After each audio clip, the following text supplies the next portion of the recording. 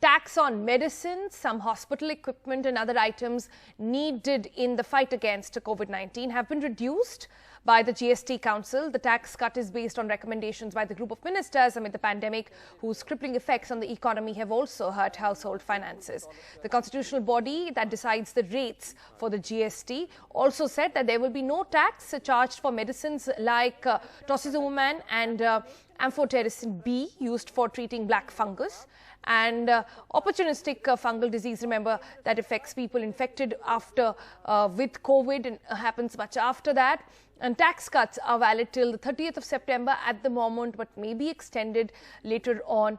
And COVID vaccines, however, continue to be charged with GST of 5%. Other vaccines, as you see them, have seen a slip over there. Other medicines, that is, and most of the treatments required, including ambulances, hand sanitizer, pulse oximeter, remdesivir, and the rest of them.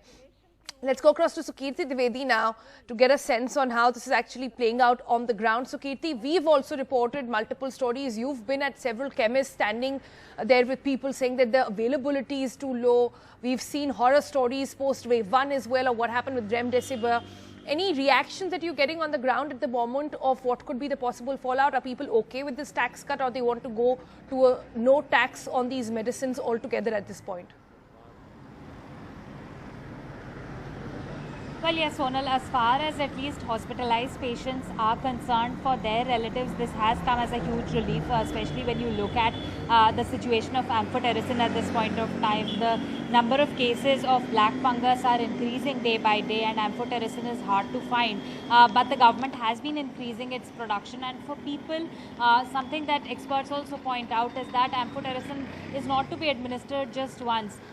Most of the patients who are suffering from black fungus, they require multiple injections of amphotericin. It has to be given for several days, so it's not just once or twice, unlike remdesivir, which at least is given 3 or 6 times. Only 3 or 2 6 vials are bought, and that is sufficient for a patient, and then a patient ends up getting discharged sooner. But in case of amphotericin, it is administered for a period of several days. So for such people who have to buy amphotericin, which costs currently at about 1,500 to anywhere about 2,000, that will become cheaper, and that will come as a relief to many of those relatives of these patients who look for amphotericin everywhere. So that is going to be a big relief, at least as far as hospitalized patients are concerned. And even for the others, because we are seeing these huge number of cases who are post-COVID patients, many of them who require now oxygen concentrators or oximeters for the long term, even after being discharged and going back home. For even those people, it is going to be a relief that oximeters and oxygen concentrators are going to be cheaper now.